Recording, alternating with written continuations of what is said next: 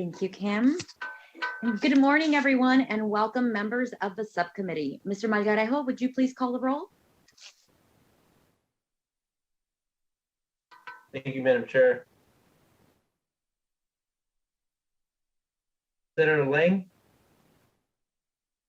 Here. Senator Pickard? Here. Senator Spearman? Here. Assemblywoman Kasama? Here. Assemblywoman Marzova? Yeah. Ms. Brown?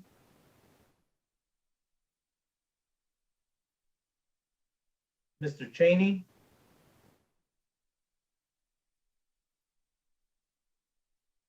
Ms. Rankin? And Chair Howdy. Here. Thank you, Mr. Malgarejo. It does look like we have a quorum. Welcome to our audience joining us remotely. Before we begin, I would like to take a moment to go over some basic housekeeping items. Please be sure to mute your microphone when you are not speaking to minimize the background noise. For the individuals on Zoom, the chat feature is only to be used to request technical assistance from IT and BPS. I would just like to remind presenters and members and anyone who is on Zoom not to communicate using the chat feature or ask questions using the chat feature. It is only, again, to be used for requesting technical assistance. Members, please remember to keep your videos on during the meeting. This will help us ensure that we have a quorum, and also to keep your microphones muted when you are not speaking.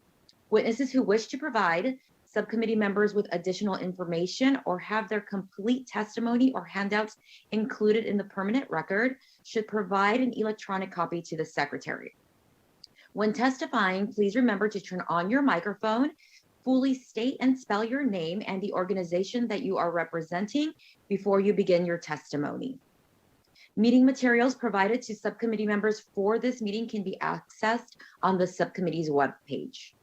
Anyone who would like to receive electronic notification of and access to the subcommittee's agendas, minutes, and final report can do so by going to the Nevada Legislature's website and following the links provided.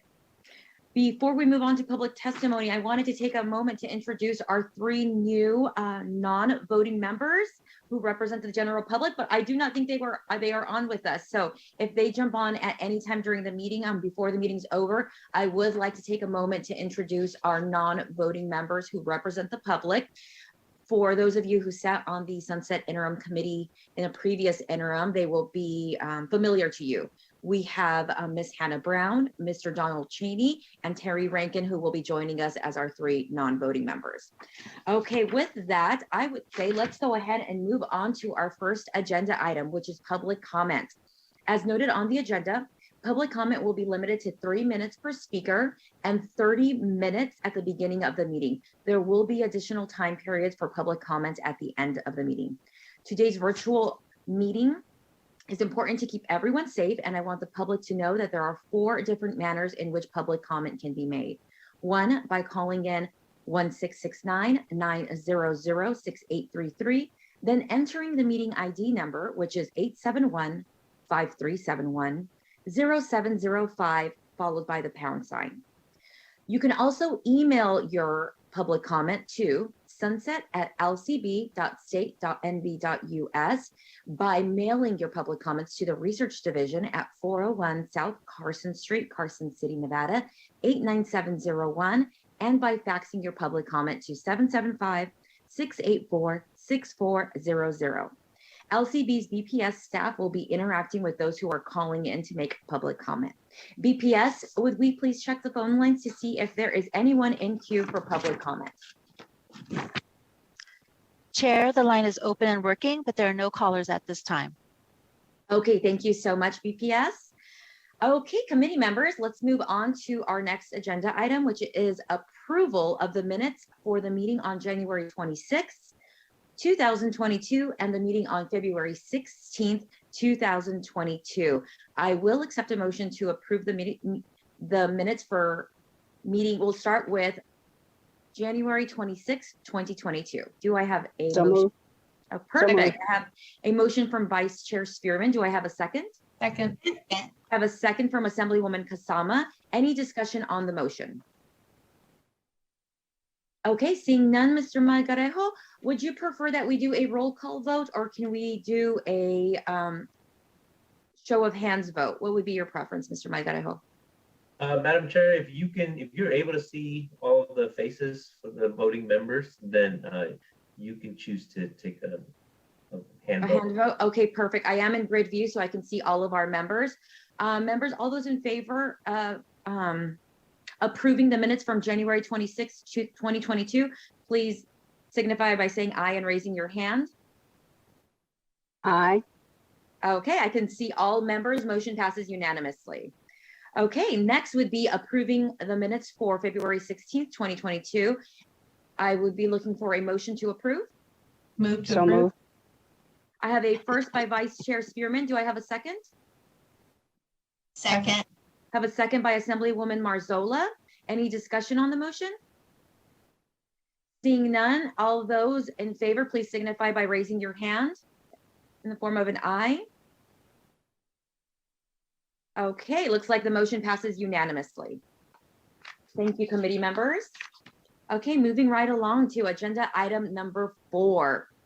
Members, if you recall, during our discussion of timely death reporting at the January 26th meeting, one of our members, Assemblywoman Kasama, asked about Assembly Bill 321 of the 2021 legislative session and the requirement to match information between the statewide voter registration list and the records of the state registrar of vital statistics.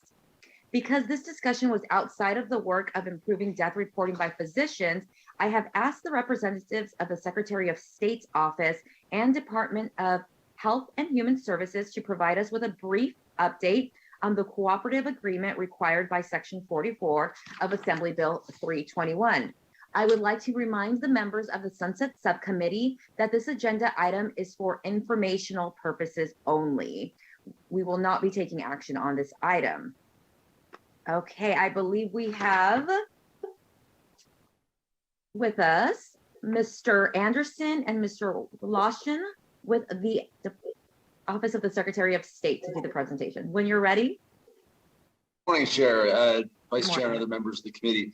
My name is Mark Voloshin. I'm the Deputy Secretary of State for Elections. I am joined by our Chief Deputy, Mr. Scott Anderson.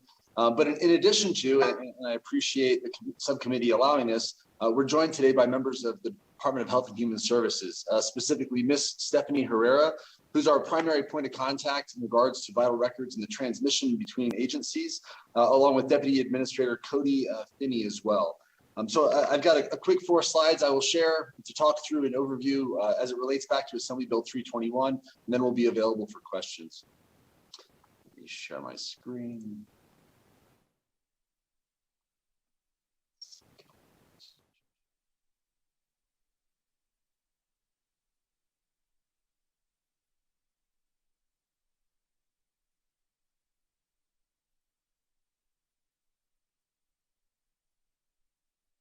Perfect.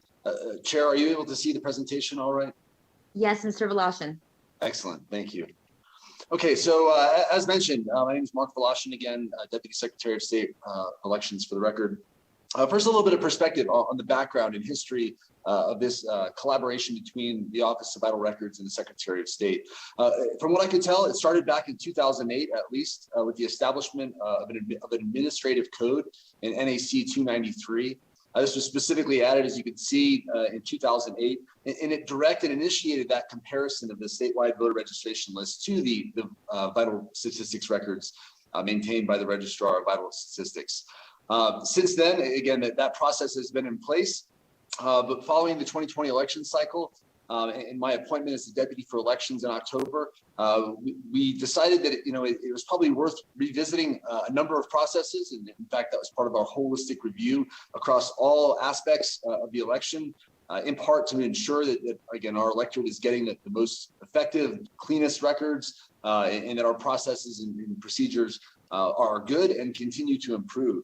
To that effect, I reached out to Ms. Stephanie Herrera, who's kind enough to set up a series of meetings.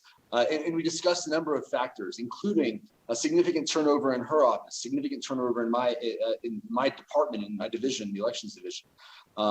Specifically, the fact that we, for example, now only have 3 election staff members who were with us during the 2020 election cycle. So these kinds of concerns that we identified and how we were viewing, not only the processes and procedures between agencies, but also the way forward. How can we ensure that the processes that are in place are captured and codified? We discussed a little bit up front at the beginning of 2021, the possibility of a $0 contract. And then Assembly Bill 321, of course, solidified that and made it a requirement as well. Ultimately, our $0 contract was signed in July of 2021. And if the chair and the members do not have a copy, we can certainly make that available upon completion of this presentation today. That $0 contract that we entered into between the 2 agencies really codified a lot of the details beyond what was identified in that regulation, and made sure that, again, if there is continued turnover as individuals get promoted and move to other agencies across the state or find other opportunities, that these vital, excuse the pun, vital transmission of records between agencies continues unabated without any issues or conflicts, simply because of the importance to its part in the process and to our elections. Let's see here. In 2022, again, even as recently as in the last couple of months, we've continued to review and discuss improvements. This is not something I don't want the committee to think that once we had the $0 contract done, we kind of wiped our hands and said, all right, we're good. We've attained perfection and moved on to other things. We have since continued our discussions and continued to discuss specifics about how we could continue to improve the process going forward. There's certainly a number of factors that we're looking at not only in 2022, but even considering what we could do in 2023 and beyond, including additional revisions to that $0 contract as we identify new ways to improve it and make it even better. Most recently, in fact, this was about just a little over a month ago as well, that continued review and discussion resulted in a modification to that regulation in NAC 293-464. In fact, one of the most recently passed regulations on February 28th included a modification that now requires the Secretary of State staff to review on a monthly basis the process as well. And I'll go into a tiny bit of specifics. From a broad perspective, and certainly Ms. Herrera, if I miss anything from your side, please don't hesitate to add it in. But from a broad perspective, on a daily basis now, the Office of Vital Records sends through a secure process a digital transmission of the individuals who have passed away that they're made aware of. And this is really once only that those death certificates have been finalized. Once we receive that information to the state, we compare it to the statewide voter registration list, identify what counties individuals live in who are on that list, and then we provide that information to the 17 county clerks and registrars for them to take action on. They, again, have different processes specifically, but typically within a few days of receiving that information, we'll go ahead and cancel that individual's voter registration upon confirmation that individual matches the names in their records. And that is a very important aspect to it. If, for example, we received a record that simply said, John Smith passed away, there may be a number of John Smiths, and we certainly don't want to risk disenfranchising an individual because the name matches somebody else. So there are a number of key factors and data points that we look for to ensure that the right record is canceled.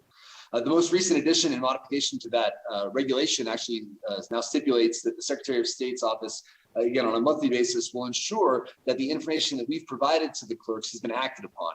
And if not, again, we will notify them and look into why, to see if it was a resource issue or, again, if it was a conflict maybe where there wasn't enough information along those lines.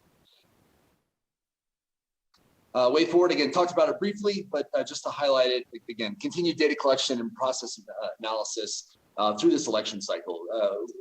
Ms. Herrera, her team, and ours here at the Secretary of State's office are of the mindset that, again, continuous process improvement is imperative. So to that effect, again, as we're going through the multitude of tasks that we have day to day, we are keeping in the back of our minds that this is an important process, but one that may well be improved upon as well. So we're keeping the lines of communication open, and we talk frequently as part of this process. And then I mentioned again the potential updates to the $0 contract, likely in January of 2023. There's a number of contracts that we have to revisit at that point. And we may consider, for example, revisiting the timeline for the annual transfer. There was a number of redundancies built into the $0 contract that may, again, need to be modified slightly based on the realities of the timelines through both the vital records as well as the Secretary of State's processes. That really culminates the brief. And again, Ms. Herrera, unless there's anything else that you'd like to add in. No, I think that covers it. Thank you very much. Yes, ma'am. Good job. Thank you, Mr. Voloshin, for that presentation. And I am actually going to check with Assemblywoman Kasama since she had requested this presentation. I'm going to go to her for questions first to see if there's any she'd like asked.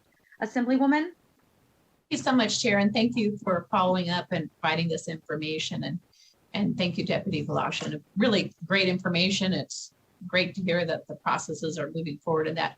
I was just curious, and I don't need research, I don't need a number, but just your thought when you started doing the cooperation with the other agencies, did you find that there was like a significant backlog, or was it what you might expect? Was there like a lot of catch up to be done, or did it seem fairly what you might have expected? Just kind of a ballpark idea. Yes, ma'am. Mark Voloshin for the record. Thank you for the question. I was happy in my discussions with Ms. Herrera to find that she was of a similar mindset, that we both thought, well, there are processes in place, but we need to, let's look critically at them to see if it's being as effective as it could be. We did identify some room for improvement, and we made those changes. In regards to the specific backlog, at the county level, the counties, again, were provided information that they had, that we received, that again came over from the Office of Vital Records. So the backlog wasn't really much of a question at the county level per se. Some of them, again, at the time had varied between a couple of days or maybe even a week or so before they were able to act upon those records. Really, I think the part that caught me off guard, that I just simply wasn't aware of it is, again, in my discussions with Ms. Herrera, I've learned quite a bit about the death certificate process. Again, it's not a backlog that's her fault or her team's fault either, but there is a a lack maybe of timeliness that I would have expected in that process. Again, through no one's fault of it. It's not the coroners, the morticians, the funeral home directors, certainly not the family members of the deceased. But there is a bit of a lag. And Ms. Herrera, perhaps would you mind kind of talking about that timeline a little bit, just to explain some of the process? I was under the impression when an individual died, their death certificate would be available probably within 48 hours, that we might at the state get it within 96 hours. But I found that there are situations where death certificates are amended numerous times, where Social Security numbers, even when someone passes, surrounded by their family members, their Social Security number may not be available, and that can result in delays, in some cases weeks or months even, before that record gets to us at the state and we're able to pass it to the county. Yes, thank you, Stephanie Herrera for the record. Yes, so there is sometimes some delays due to numerous factors. We require the information be entered from numerous entities. Like he was saying, funeral director, sometimes it's coroner cases. The family doesn't come to the funeral home to give all that information, or they don't have that information, such as Social Security numbers. So we are continuously working. Our system also is an older system, so we are working on an upgrade for that system. Which makes it a little difficult sometimes for the doctors and them to get into our system, especially if they're only signing a couple records a year. So we do have continuous training. We have videos. We were doing in-person training, but now with COVID, it's all virtual. But we really have worked trying to get this and find out where our lags are, where the training needs to be. So it's a continuous effort. I do know we've worked with the funeral board, the medical boards, the hospital association, all of them to try to express the importance of getting the death records completed timely. Thank you so much to both of you. Great information and good education on what the process is. Thank you. Committee members, any other questions? I'm going to move into grid view really quick just to see if any of our committee members have their hands up. Okay, seeing none, I just want to thank you, Mr. Voloshin, for being here, Ms. Herrera and Mr. Anderson for the presentation. Thank you all. My pleasure. Thank you, Chair. Okay, committee members, we can now move on to our next agenda item, which is agenda item number 5. Agenda item number 5 gives the subcommittee the opportunity to consider the councils and committees listed on our agenda for review today. These 4 entities were selected by members of the subcommittee at our January meeting. I would like to remind the committee members that by statute, the council or committee has the burden of proving that there is a public need for its continued existence. It is my understanding that we have a representative from every council or committee here who will provide us a brief overview. These individuals will also be available to answer questions from the members of this committee. All of the documents are available online on the subcommittee meetings page as well.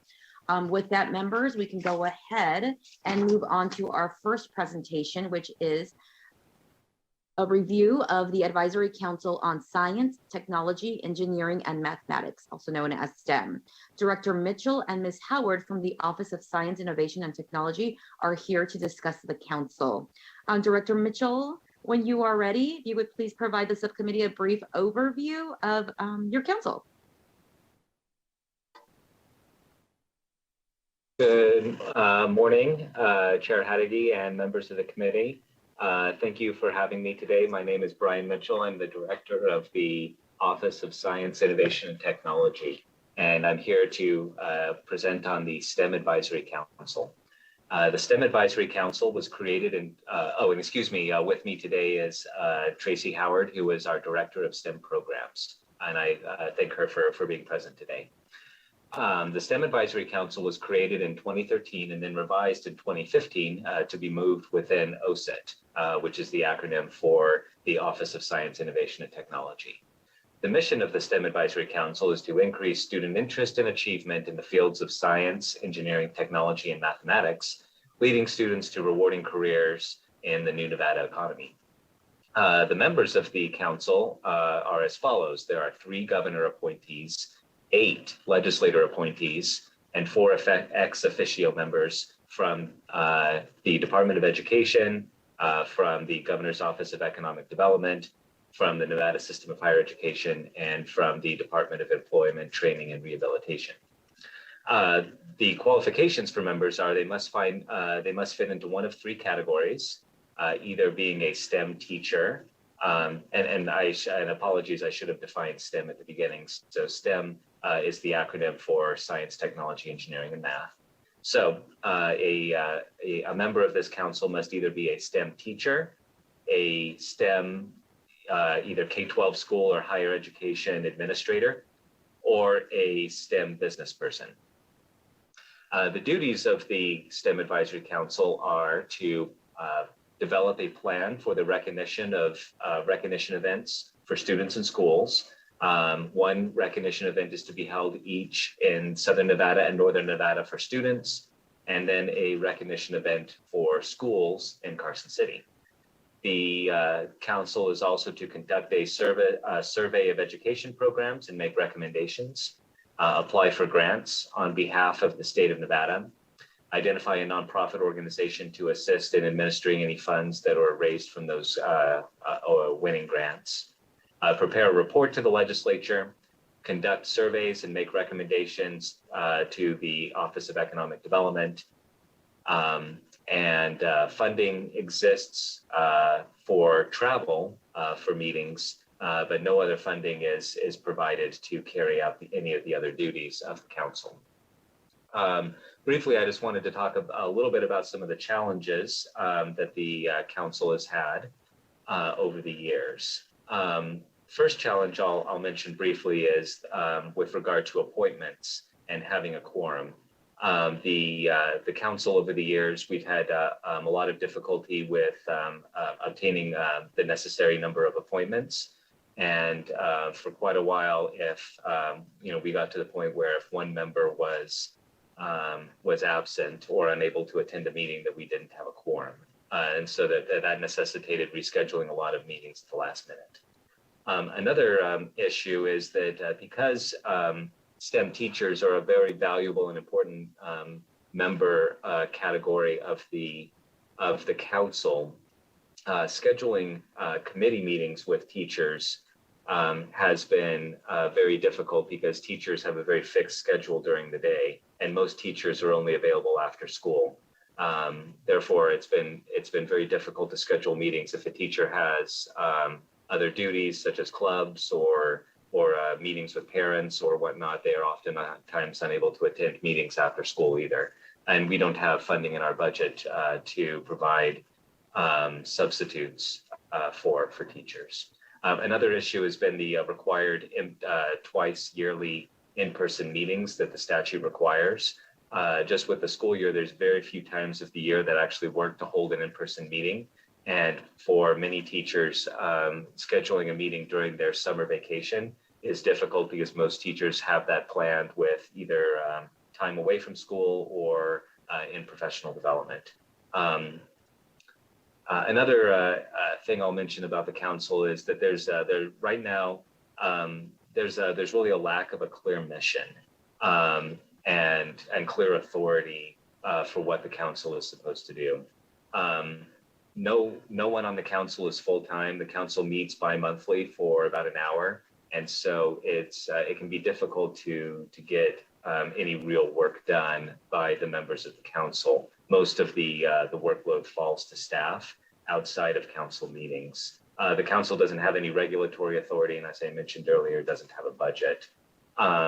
The members of the council are also, in general, very generalists when it comes to STEM, and the staff at the Office of Science, Innovation, and Technology, we have found that it has been more effective to establish ad hoc committees with subject matter experts in a particular area to work on different projects. The final thing I'll mention is that the statute is fairly rigid when it comes to some of the duties of the council. For example, with regard to the recognition events, we're required to hold region-wide recognition events for students in northern and southern Nevada. And I think that was probably a good idea in 2015 when the legislature enacted the statute. However, what we found is, as we've learned more and as we've examined the research, that it's much more effective to have school-based recognition events for students. That really bring together the school community at the school site. There's less distance for parents to travel and much less logistics on to set up a large region-wide recognition event where many families may not have transportation to a central location like UNLV or CSN. And so, there are a number of challenges, I think, in the council members who again all have day jobs and don't necessarily have time to do things like research or plan large recognition events or write strategic plans. So with that, I'm happy to answer any questions, and that concludes my remarks. Thank you so much for the presentation. I am going to go to the members first.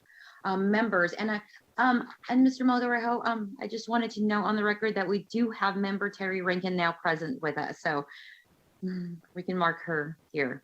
Committee members, any questions for Mr. Mitchell or Ms. Howard? I am going to start with Senator Lang. Hi, thank you. I have a couple of questions. So I was looking over, I've been working with some other committees, and what I found is that a lot of people that serve on the committee have expired terms and they haven't been reappointed, and or in your case, what I'm hearing is that you don't have enough members to fill the positions. So that's all really concerning to me because I think that this committee is really important.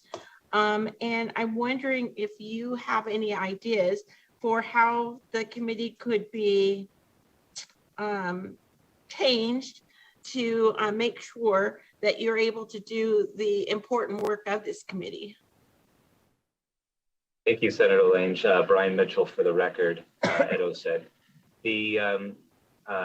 So we've always had challenges getting appointments, and when one of the members of the committee, either their appointment expires or if they move or change jobs, it's there have frequently been vacancies for a long term.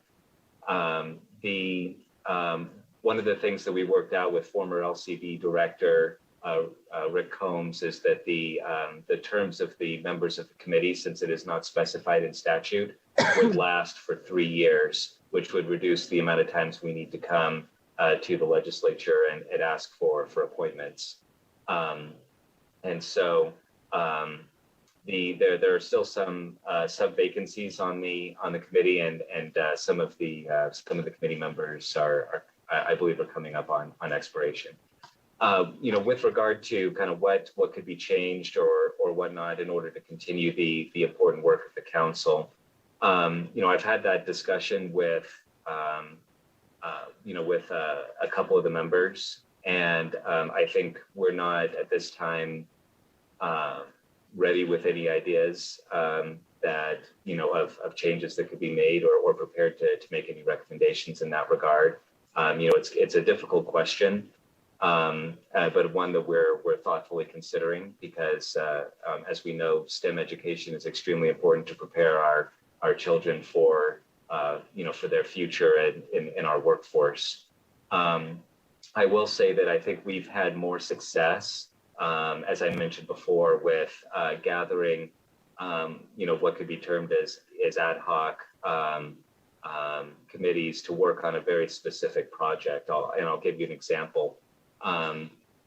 We assembled a group of individuals who have a particular expertise in informal STEM education. And informal STEM education is education that could occur either inside school after school hours or perhaps at an after school club or on a Saturday. And we worked with them to put together some different resources and toolkits that could help after school STEM or informal STEM program providers have higher quality programs. And so that was a group that worked together for a couple of months, and the work culminated in a toolkit that we are now shopping around or taking around and to different providers to help them improve the quality of their programs. So things like that, I think much of the good work is continuing. It's just continuing outside of these kind of the formal structure of the council. Chair, may I ask another question? Okay. Do you think that the committee is too large? So for instance, in like there are 2 members appointed by the Senate, 2 by the Assembly. Do you think it would be better if there was 1 person appointed and 1 person was an alternate, so that you'd have more access to people being at the meetings? Brian Mitchell for the record, thank you for the question. I think a general rule, having administered a number of different councils and task forces and committees at the state, I think as a general rule, the bigger the committee, the more difficult it can be to get things done. And so certainly, what I think hurts the council is that it has a very broad and ill-defined mission, and therefore, when you appoint people, the people that are appointed may not be the right people to tackle whatever specific problem that is going on in STEM at that very moment. And so there's not a lot of flexibility then to bring other people on, with the right expertise. And at that point, then you're either, having a different meeting anyways, or you're the people who are members of the council, are asked to kind of sit there through a meeting where they don't necessarily have the right expertise. And then, but you can't have a council meeting unless they're present, because they're the formal members. And so it's a bit of a tough situation. Okay, and one last question on budget. So you said that, I believe, that you have no budget for your committee. And so if that is the case, how do you do the regional events? Because they cost money to get a place and to put on an event. And I'm Brian, sure there are other things. Yeah, Brian Mitchell for the record. Thank you for the question. So with the regional events, there is funding to reserve a space if necessary. We don't have any funding for things like food or beverage at those recognition events, which is, as you know, is extremely important to getting families and schools to come to an event. And so in the past, what we've done is we've partnered with a place like a school of higher education to provide us with a space. And then we've done some little paper certificates for the students who participate. Okay, and then you said that you don't have, because you have no budget, you don't have any way to get people to an in-person meeting or to pay for substitutes for educators that need to be out of the classroom. Is that correct? Brian Mitchell for the record, if I can clarify what I said earlier, there is funding for travel to an in-person meeting, to the 2 in-person meetings per year.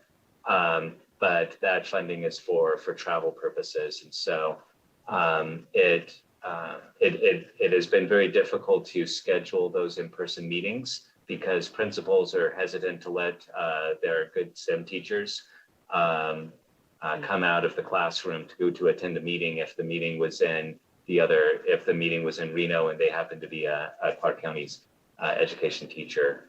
In the past there have been difficulties getting substitutes, but right now, as most of you know, there's a very acute shortage of substitutes, and so we're not able to hold those meetings at any other time.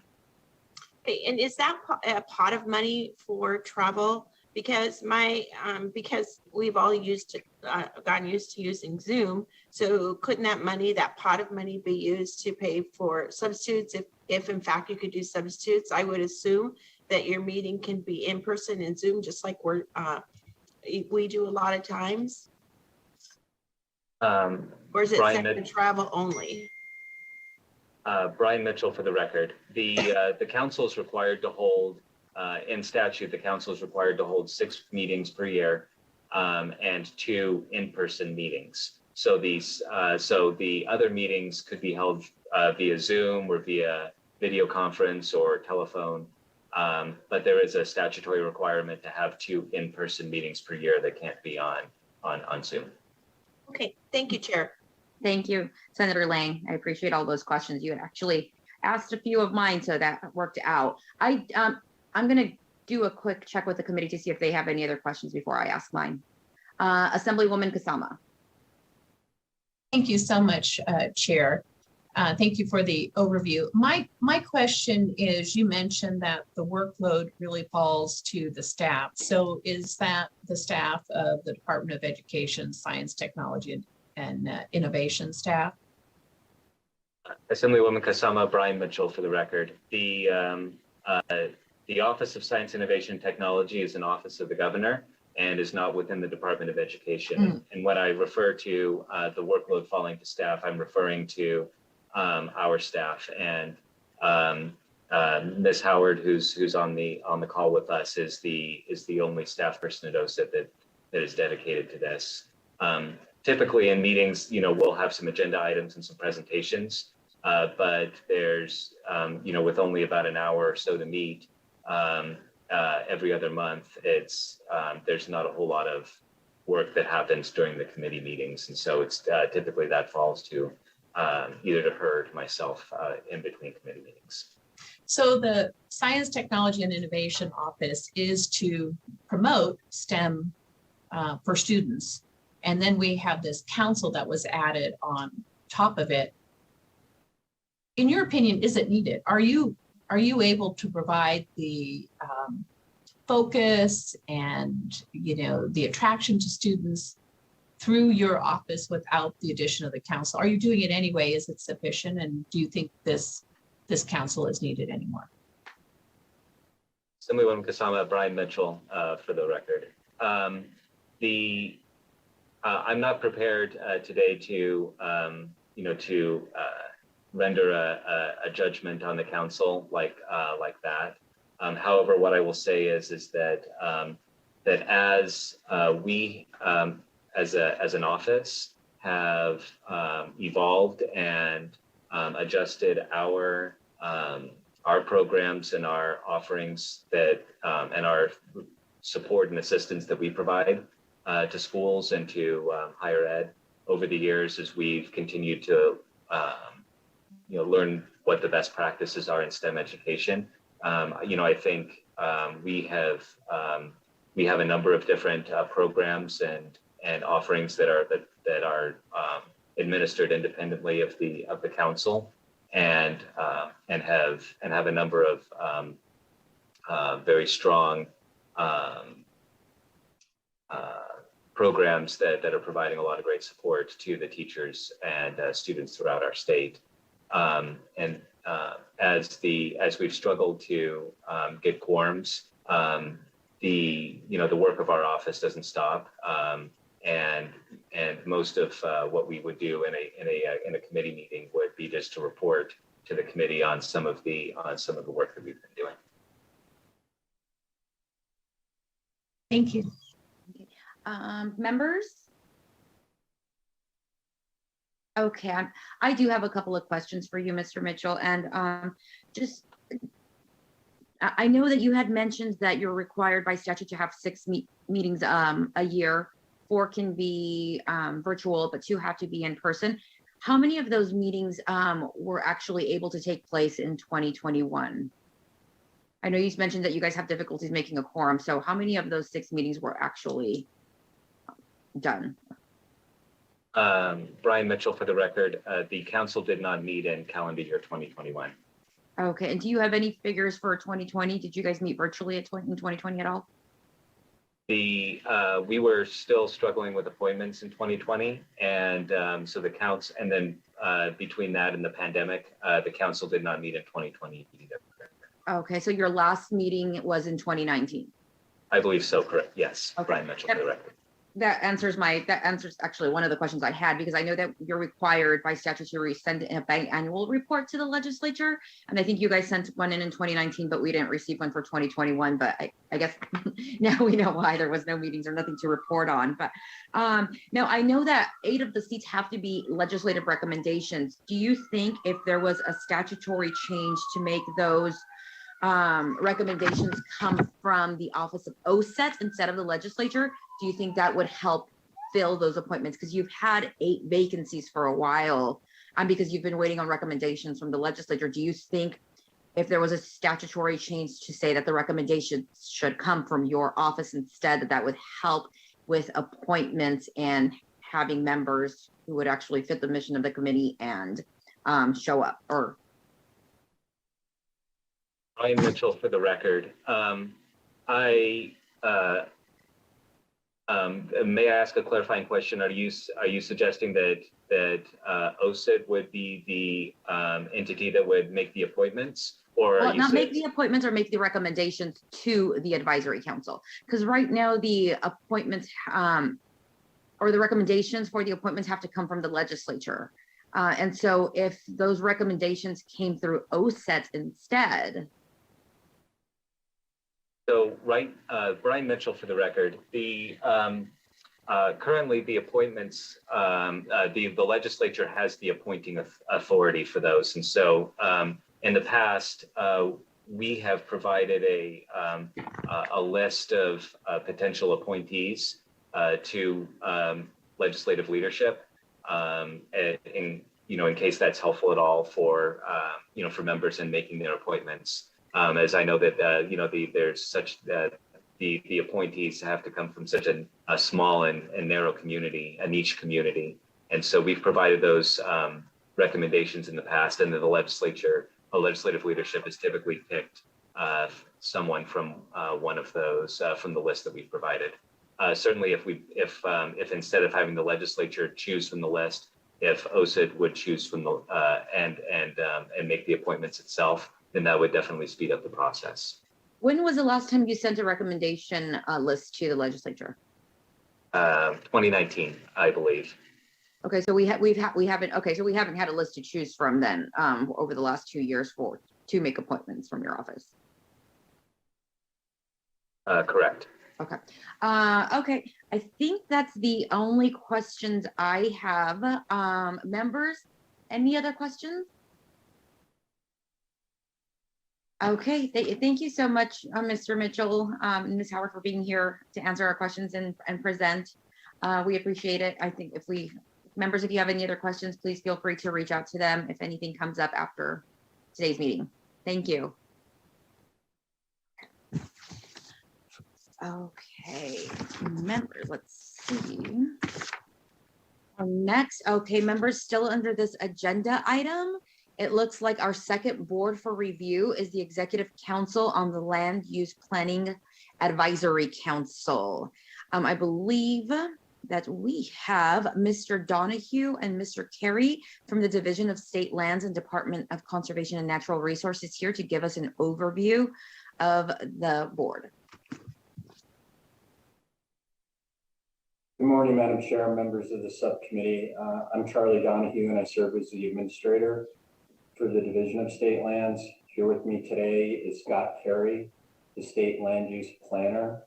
Scott is going to give you a brief overview about how the State Land Use Planning Advisory Council's Executive Council fits within the organizational structure of the division, its roles and responsibilities, and its history and membership. Madam Chair, I would like to point out that there are 4 letters that have been submitted on this matter that have been posted in part of the agenda under public comment. And with that, I'd like to thank you for your time and turn this over to Mr. Carey. Thank you, Mr. Donahue. Mr. Carey? Thank you, Madam Chair. Can everyone see that presentation? Yes, we can. Thank you very much. For the record, Scott Carey, I'm the State Land Use Planner with the Nevada Division of State Lands. I wanted to just very quickly begin the presentation today by providing a quick overview of the State Land Use Planning Agency. Part of my role here with the state is I manage the State Land Use Planning Agency. And the agency's been around for roughly 50 years, and it's housed here within the Division of State Lands.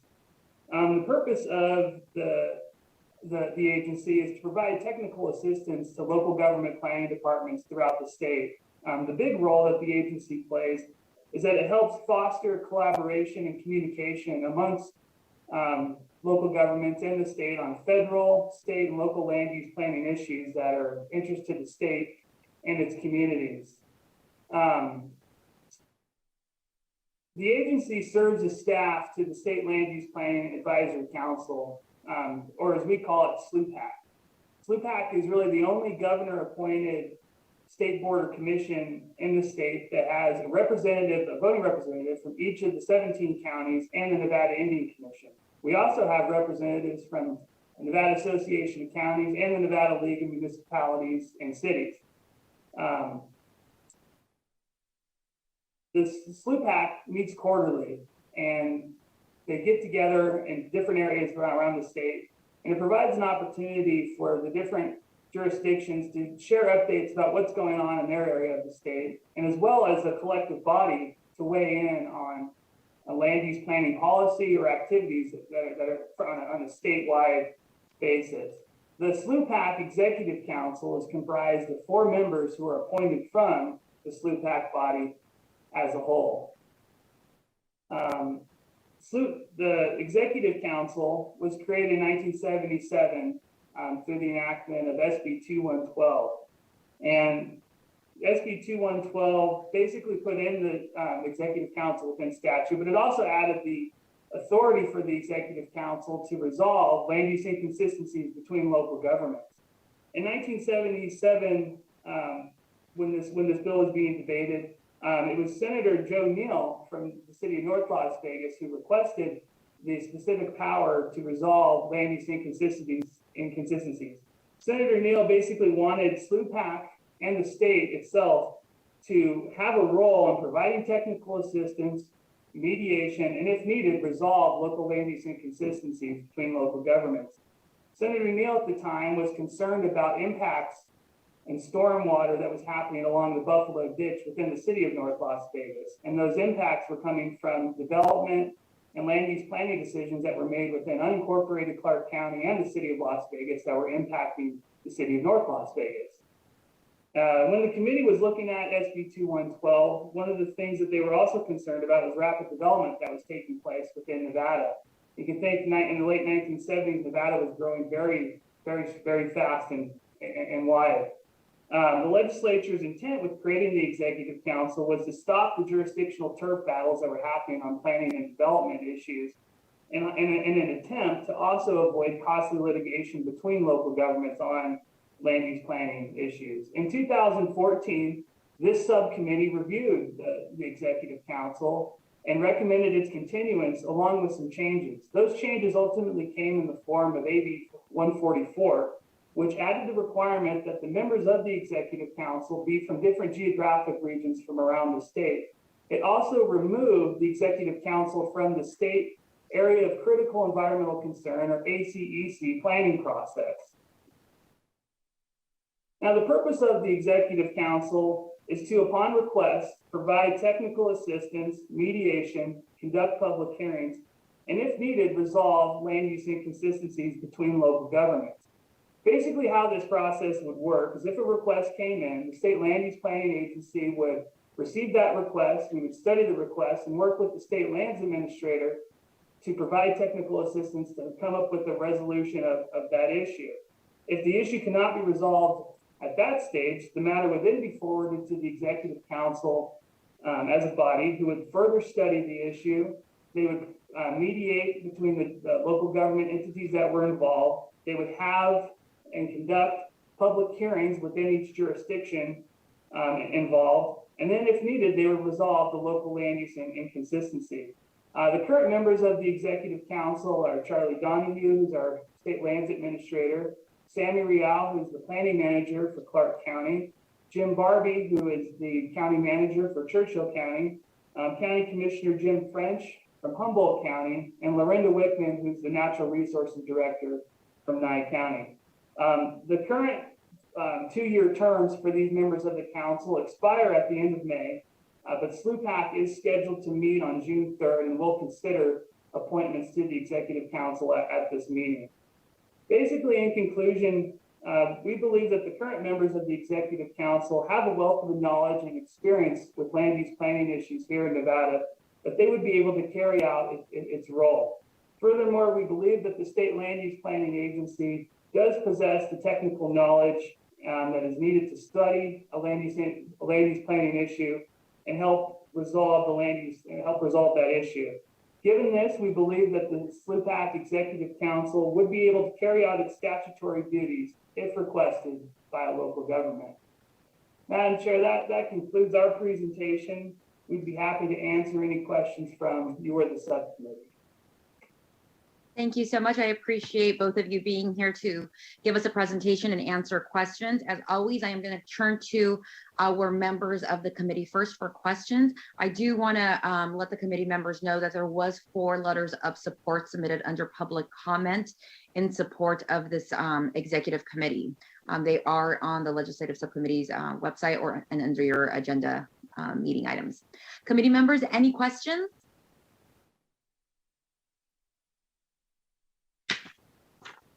Okay, Mr. Donahue and Mr. Carrier, it doesn't look like the committee members have questions. And so I just have one just for clarification purposes.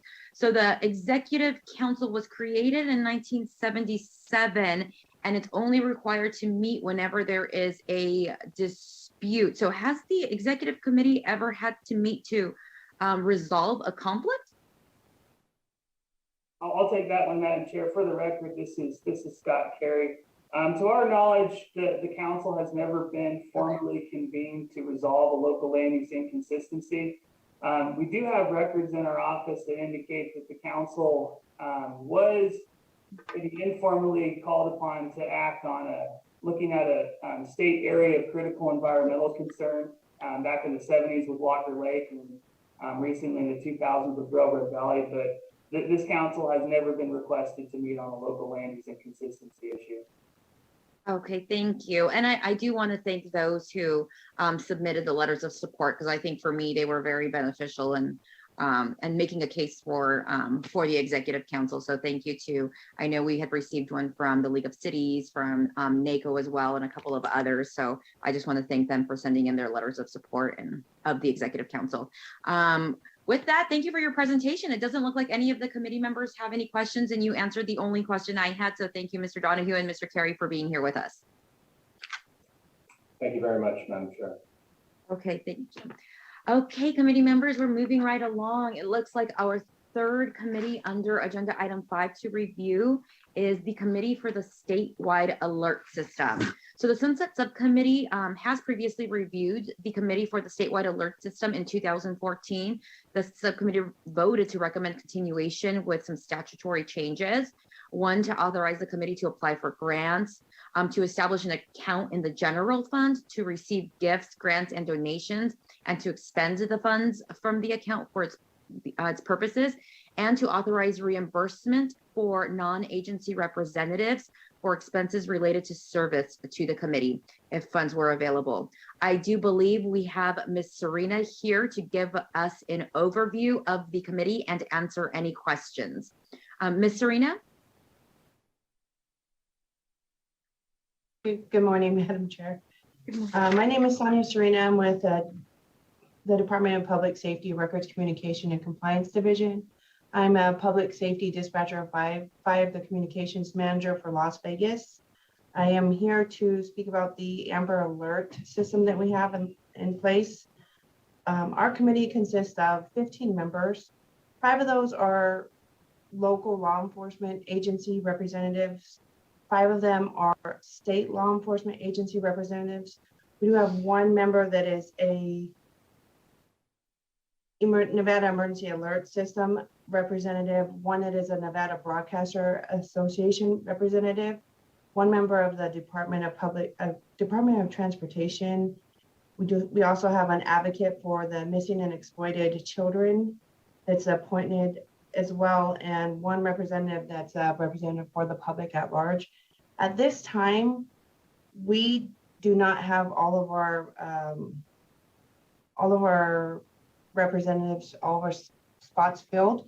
Unfortunately, with COVID and law enforcement and the huge turnover in our law enforcement, I was just told very recently that I'm the chair, that this information is supposed to come from the governor's office, and I was just informed that. And so I do not have a complete background. What I can say is what our committee does do is we oversee the statewide alert system for the safe return of abducted children.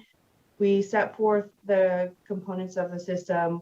We supervise and evaluate any training that's associated with the system, monitor, review, and evaluate the activations of the system to determine whether the activations compiled with relevant statutes.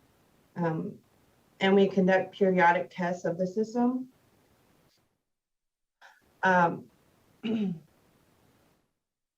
Just to give you a little more insight, with me being the communications manager for the state, what I do, because I'm intimately familiar with every single alert that goes out, I have to approve it myself. So I think that's probably where they put me as the chair. We have not had meetings since 2020. Because of COVID and everything that's happened and the high turnover, we do have a meeting that is being planned by my vice chair. He's been a member of this committee for a lot longer than me, but he could not come today. So sorry about that.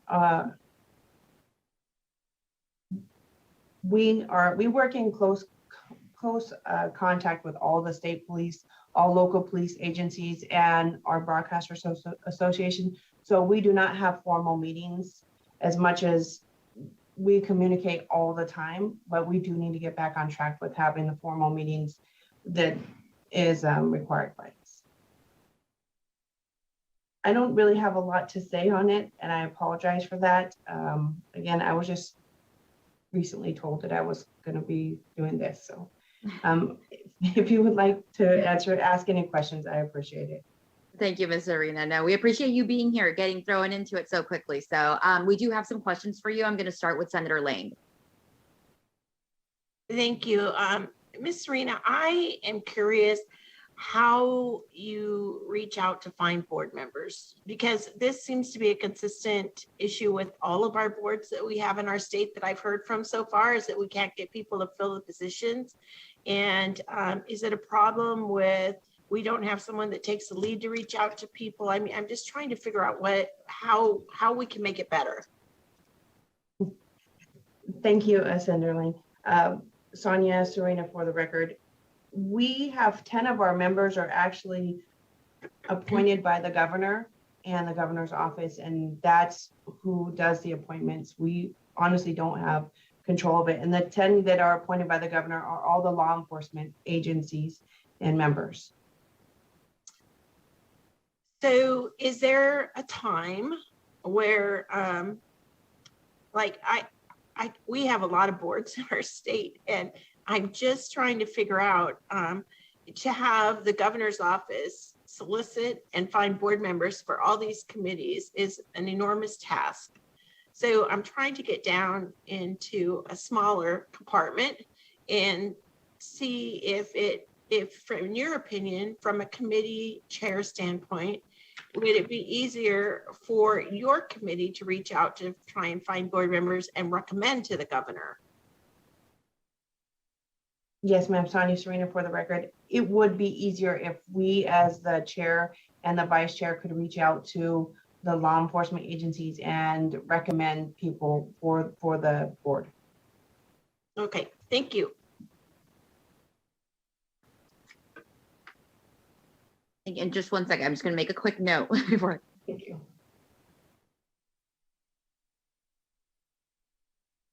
Thank you. Thank you for those questions, Senator Lang. I do have another question from Senator Pickard. Thank you. And Ms. Serena, I certainly sympathize with you being just kind of thrust into this and not really having the time to prepare or frankly interface with us to find out what it is we're trying to do. So congratulations on successfully surviving so far. I just have a practical question, and it's going to kind of put you on the spot a little bit. But whenever, I've been on the Sunset Committee for, pretty much ever since I've been in the legislature. So I've seen a lot of different presentations.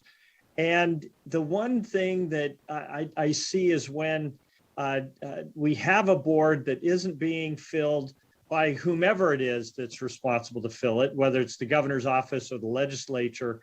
And, it doesn't seem to rise to the level of getting the attention of those decision makers. It makes me wonder if the board is really necessary. And that's ultimately what this committee is this subcommittee is trying to do, is look to see, do we need to continue the board? And it on its face, it looks like this board is critical. But if you haven't met since 2020, and we just went through a state crisis, and the governor's office doesn't seem to, be on his radar or his office's radar. And you said at the outset that you work regularly and closely with all of the agencies already. I'm wondering, do we need another committee to do what you're already doing? Thank you, Senator Pickard. Sonia Serena, for the record. I do believe that the committee is needed. What I believe is that when I went to the meetings, the committee goes over the pros and the cons of every Amber Alert that's issued through the state of Nevada. And what we do is we consistently look through all of the requirements. Did we meet all the requirements? Did we do the best job that we could for the child that's at large, right? And for the suspects? And did we follow every single thing, the laws and the NRSs that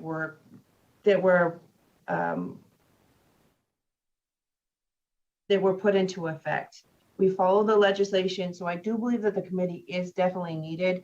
I believe the problem is because all law enforcement works very close together, we are consistently just having sidebar conversations and making sure that each other is doing our jobs. And therefore, with the turnover, the people that were in charge, they left it to the people that are kind of cleaning it up right now. And we're starting over with making sure that we're following everything that we should be. And I do want to make a quick note, Senator Picker, because it's not just a statewide alert. They specifically oversee, I believe, and correct me if I'm wrong, Ms. Serena, but you guys oversee the statewide alert system for the safe return of abducted children. Right. That's specifically what you focus on, not just statewide alerts. It's abducted children, correct? Right. I think that's where the importance of the, okay, and I'm sorry, I didn't want to interrupt Senator Pickard, but if you have another question, sorry. Yeah, no, and just for the sake of explanation, my thought wasn't that this wasn't a necessary operation. It's that if it's already occurring, and I don't know if it's occurring simply because of the auspices of the board, or if this is a function of the various law enforcement agencies and their normal operation of coordinating their efforts. One of the things that we look at is, would it make sense to eliminate the board but allow the agencies, whether or not we need a statutory change or whatever, to do that coordination, so we're not creating meetings that don't need, and boards that don't need to exist, right? What I'm exploring here, and it's just, after listening to the presentation, my thought is, if there's already a structure in place within the different organizations and an expectation to coordinate your efforts, do we need another board to oversee what's taking place at the operations level? And if the answer is yes, it's fine. I certainly would not want to do anything to jeopardize the effectiveness of the process. I'm just wondering, do we need a board? If we can take that off of the shoulders of the governor's office to come up with 10 more people to appoint, I'm sure they would appreciate it. If the effort is going to be handled and successfully coordinated anyway, that's what I'm kind of getting at. Thank you, Senator Pickard, Sonia Serena, for the record. I do believe that we do need to have the meetings and have the board. If we could change to where the chair could make the recommendations, I think that would take a lot of the workload off of the governor's committee and boards and stuff. But we do need to continue to have the meetings so that we can make sure that we're doing the checks and balances for the Amber Alerts that are occurring. And, all right, thank you. Ms. Serena, I do see that we have a hand up, and from Ms. Sherry Brigman. Yes. Hello, I'm Sherry Brigham, the Deputy Director for the Department of Public Safety. And I want to thank Sonia for handling this on such short notice. And she is absolutely right. The need for the committee is significant in that they determine the processes to evaluate each and every request and how it goes about getting out there on the boards and announced. So she's right. We need to be able to provide the list to the governor's office. That would make everything so much easier. And that's a great suggestion. And I would support her. And as you know, we've said so many times, Core Dispatch is down to half staff now. We've had to close the Carson City office a number of times just because we can't handle the traffic with a staffing shortage. Law enforcement in general not just DPS, but in general are short-staffed. DPS officers specifically are extremely short-staffed. So that does tend to reduce committees to a lower priority point when you're dealing with emergencies like COVID. So we do ask to keep the committee intact with the change that the chair submit a list of names to the governor's office for consideration. Thank you. All right. Thank Thank you, you for Brueggemann. that. And that adds a lot of clarity for me. Madam Chair, I would suggest that we make that recommendation, and between you and Senator Spearman, we should probably be able to accomplish that in a committee bill. Well, yes, and as the Sunset Subcommittee works, we make recommendations to the Legislative Commission.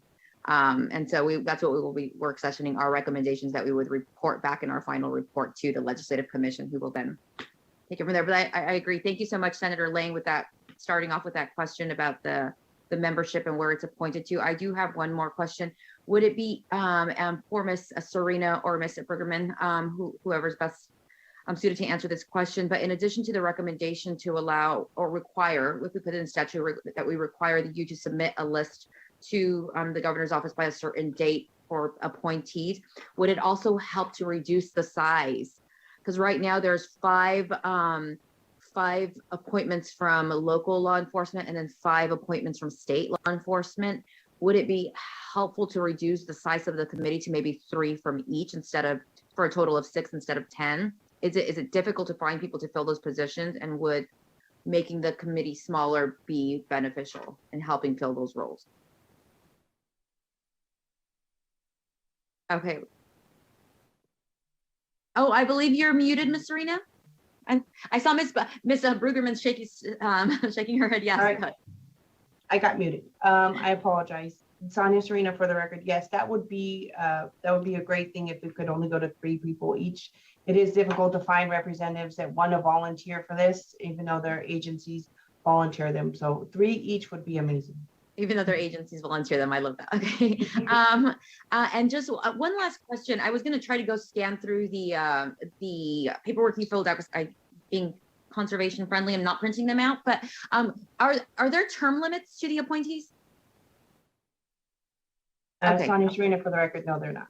Okay, perfect. Thank you so much. I'm going to do one last check with the committee members to see if anyone else has any additional questions. Okay, I'm looking for little hands up.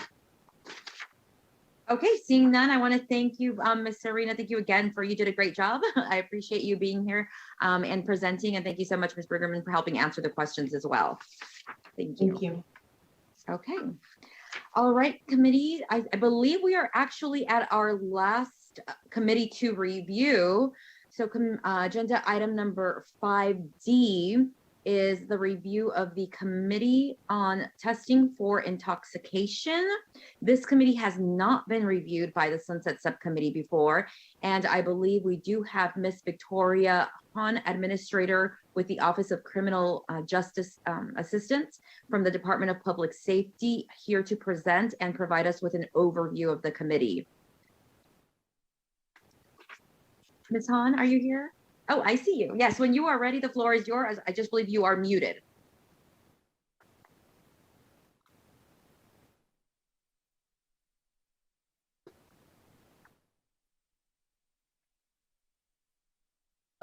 I'm so sorry. I couldn't. There you are. Okay. I couldn't find the pointer to unmute myself. I apologize. Good morning, Madam Chair and members of the committee. My name is Victoria Howen, and I am the administrator of the Office of Criminal Justice Assistance and outgoing chair of the Committee on Testing for Intoxication.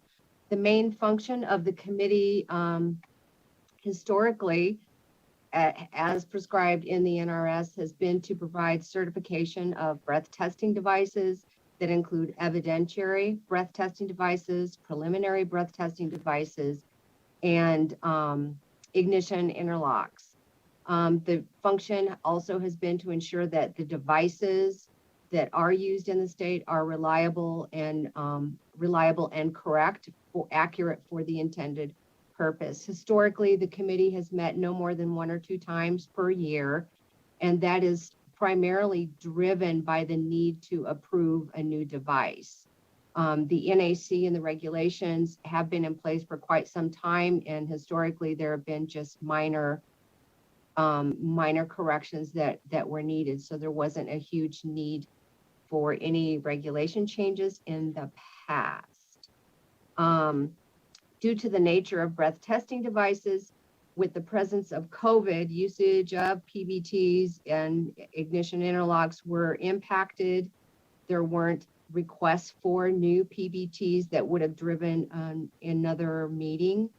So meetings are as needed, not really prescribed to any specific quota of meetings.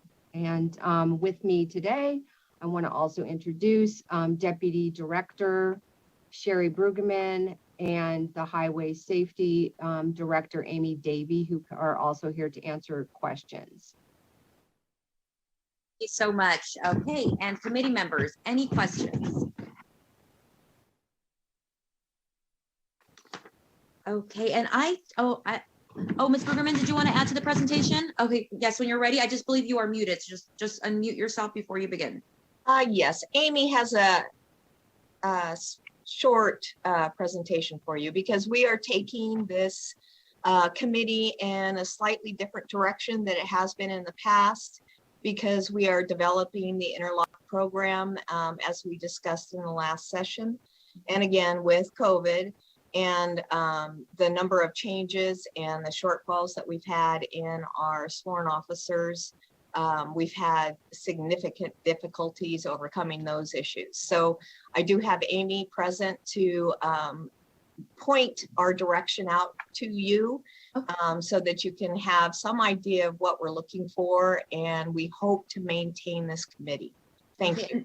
Yes, thank you, Ms. Brueggemann. And Ms. Davey, you have a presentation for us when you're ready, Ms. Davey? Good morning. I don't have a prepared presentation other than to just make some remarks regarding the committee and the way the committee has functioned.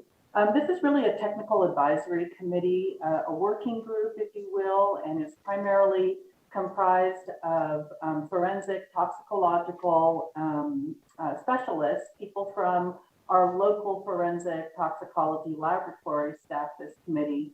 The committee has been in existence for quite some time and has served as advisory to the department and to the state regarding, as you heard Ms. Howen describe, regarding the use of alcohol breath testing devices.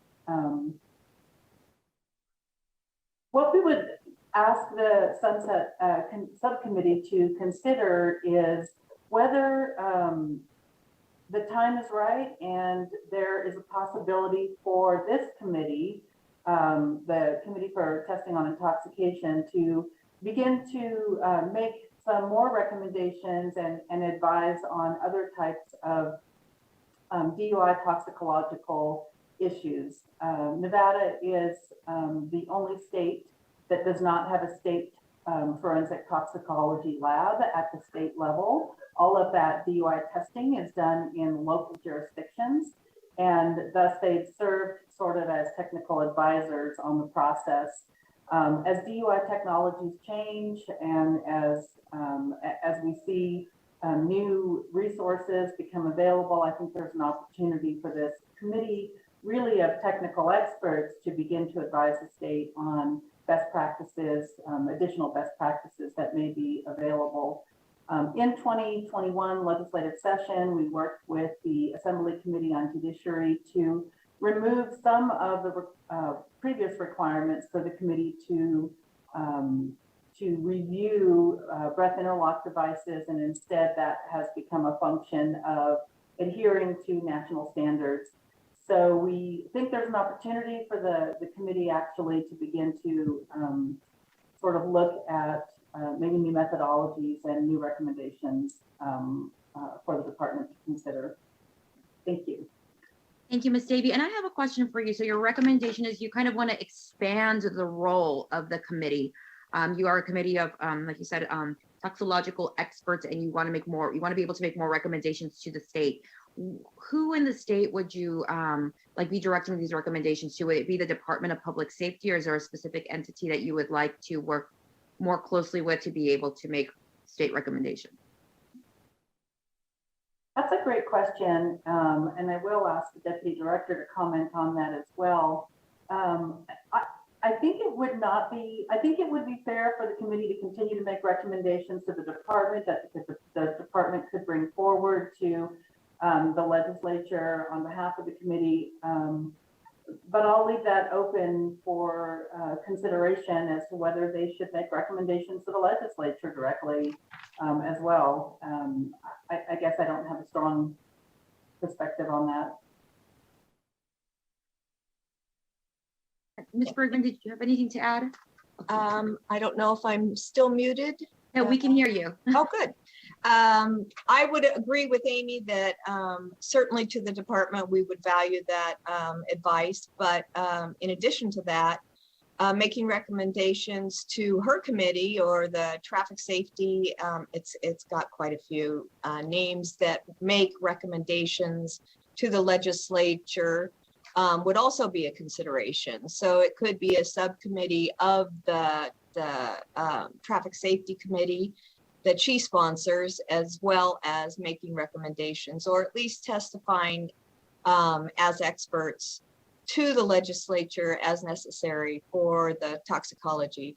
And as Amy mentioned, we are dealing with multiples of toxicologies, meaning many different types of drugs on board, that it's not always alcohol that's making the person not fit to drive. So, and testing for those prior to taking them for jail is getting to be more and more important. And so I think that's going to be the wave of the future, and we need to be able to get there with the best experts. Thank you. Thank you.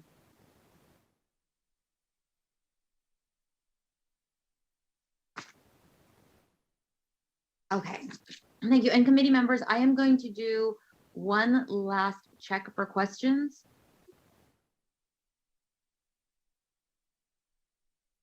Okay, committee members, thank you. I want to thank you all for being here to present. I appreciate your presentation and being here to answer questions. Thank you. Okay, committee members, that actually wraps up agenda item number 5 for us. Our next agenda item is a work session agenda item. Before we go to our work session agenda item, because we do have a new member who joined us, and I do want to take the opportunity to have her introduce herself. Member Terry Rankin, do you want to take an opportunity just to introduce yourself to the committee and to those watching virtually? I know I had the pleasure of working with you during the last Sunset Subcommittee interim, so I'm happy to see that you've joined us again for this interim.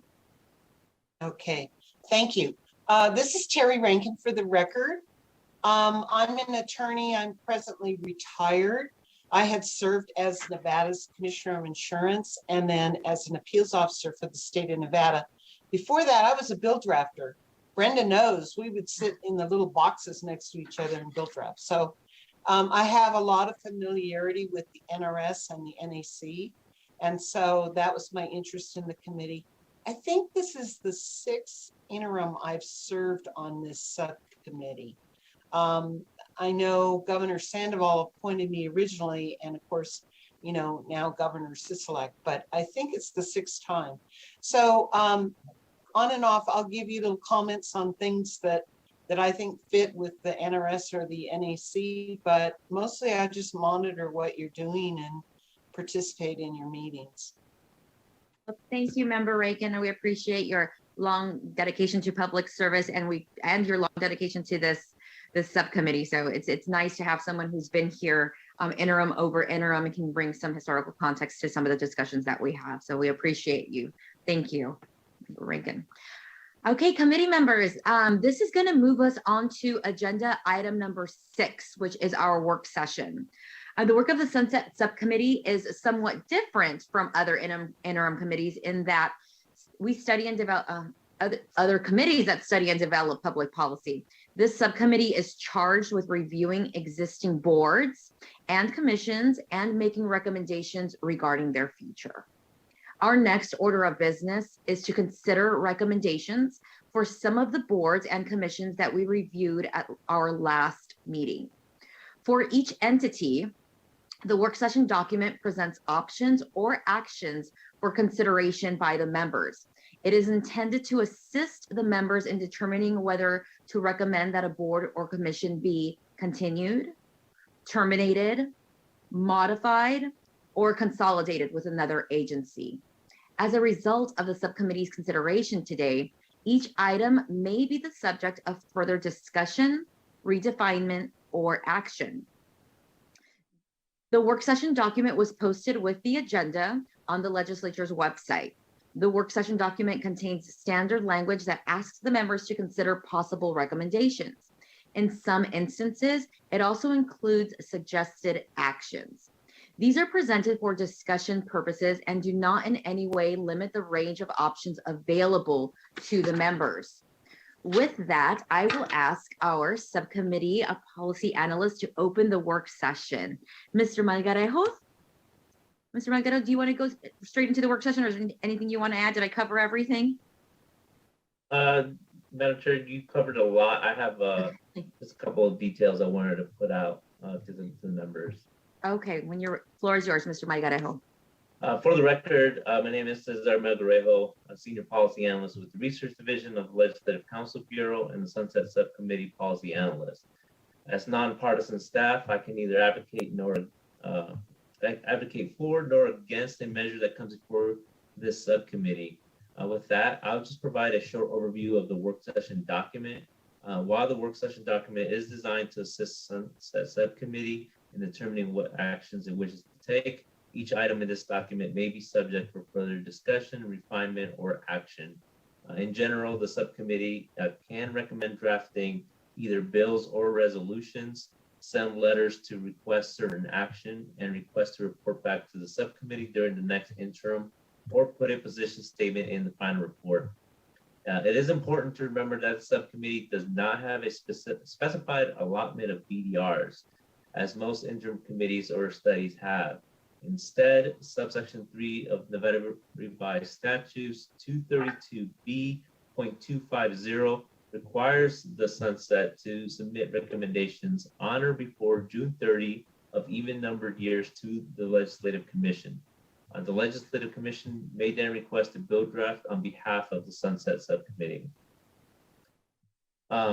With that, I will walk through the work session document entity by entity, Madam Chair, and I just have a few details to provide for each of these entities, just to kind of spark the members' memories. The first entity on the work session document is the State Historical Records Advisory Board, which was reviewed at the February 16 meeting. The board was first created in 1976 under the Nevada Advisory Council on Libraries and established in statute in 1989. The board's objective is to promote the importance of archives and the proper care and management of record. The board consists of 10 members, including the administrator of the Division of State Library and Archives and Public Records and the Department of Administration. This individual serves as a secretary of the board, and 9 members are appointed by the governor. Members who are not state employees do receive a salary of $80 per meeting day. The Sunset Subcommittee previously reviewed this board on March 4th, 2014. The Sunset Subcommittee voted to recommend the board's continuation without any suggested changes. During the Sunset Subcommittee's review of the board at the previous meeting, some of the issues discussed were the fact that the board had not met since June 22nd, 2018, that 4 of the 9 governor-appointed positions were vacant at the time of review, and that the board last applied and received a grant from the National Historical Publication and Records Commission in 2015. After the February 16 meeting, the administrator of the Division of State Library, Archives, and Public Records submitted additional information, which has been posted to the February 16 meeting page. He clarified that it is the national organization's policy that a board must exist for the state to be eligible to receive grant funding, and that the national organizations will reimburse travel expenses for board members to attend national meetings, but grant funds cannot be used to pay the salary. Therefore, the state will need to pay the cost of the salary set forth in NRS 378A.050. The board estimates that no more than 4 of its members would be eligible for salary for each meeting, and expenses would depend on how many meetings were held each year. Again, the statute requires the board to meet at least 3 times per year. The board did not seek any statutory change or consolidation with another entity. So the question before the subcommittee is, does the subcommittee wish to recommend continuation or termination of the board? If the subcommittee recommends termination, does the subcommittee have a recommendation for consolidation with another entity, or a recommendation to have the board's duties transferred to another entity? If the subcommittee wishes to recommend continuing the board, does the subcommittee want to recommend any changes to the board? If the subcommittee recommends continuation, there are a few items noted on the work session document that the members of the subcommittee may wish to consider. The items included in the work session document on pages 2 and 3. Madam Chair, that's all the information I have. Thank you so much, Mr. Malgarejo. Committee members, as you recall, during our last committee meeting, when the board presented, they did know that they had finally had someone dedicated to working on the board, and that they would now be able to make recommendations to fill those positions and finally have someone to apply for grant funding to fulfill the duties that the board was created to do. We're here to discuss, right, as a committee, what the future of the board would be. Just my take on it would be that our recommendation would be for the board to continue. I would make the recommendation that we revise the NRS to require them to only meet once a year. But the one thing I would do add is, instead of sending a letter to urge the board to seek member appointments, a third recommendation would be to require the board every year to send a letter if appointments are to be made that year. Require them every year to send a letter to the governor with their recommendation for appointment. So puts the work on the board to find a member to fill that position and send their recommendation to the governor, ultimately having the governor make the recommendation for the appointment, but requiring them to send that person to the governor's office. But I do want to turn to the committee to see what your recommendations would be. Madam Chair? Yes, Vice Chair? Yeah, I was just going to say, I agree with that. And, you know, one of the challenges that we have with the boards and commissions is that getting the word out so people know what's available, and so they can match their interest and skill set to what's available. So along with that, with the recommendation to the governor, what I'd like to suggest is that not just this board, but all boards look at ways that we can expand the outreach to people in the community, because we've got a lot of seats to go unfilled because a lot of people don't know what's available. So I agree with you. Thank you, Vice Chair. And then I did see a hand up from Assemblymember Kasama. Thank you, Chair. I think I have to echo some of Senator Lane's sentiments that we seem to have a lot of boards that are not meeting regularly. We're not getting appointees. So it seems like a consistent problem, and it would seem that the work is still being done by agencies or departments that these councils fall under. And, you know, if it's so difficult for them to meet and to have committee meetings, particularly in this case, I would recommend that we terminate it, because it seems like we still have other offices or departments. They've still been functioning without this committee meeting regularly, and I would advise that we terminate this. Okay, and I do want to point out for the committee members knowledge that in order for us to be eligible to receive some grant funding, it's required for this board to exist. So that would eliminate some of the available opportunities for historical records. Money's available. Okay, I am going to go to Senator Pickard, who had his hand up next, and then we will go to Senator Lane. Senator Pickard. Thank you.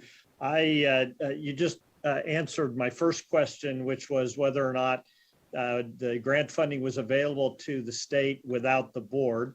So it sounds like we have to have the board, and I'm always eager to take whatever federal dollars are available for us. I'm wondering also if there are requirements, and I don't remember seeing any in the grant information that requires a certain frequency of meetings. So before we make any critical recommendations as to timing, we probably should look at that, because there are often frequency requirements in those grant documents. Yeah, I tend to agree with Assemblywoman Kasama that given the number of boards that we have that are going unstaffed and unappointed, and I think Senator Spearman will probably concur that we've worked pretty hard in years past to remove unnecessary boards, but I certainly wouldn't want to remove one if it means the state loses money.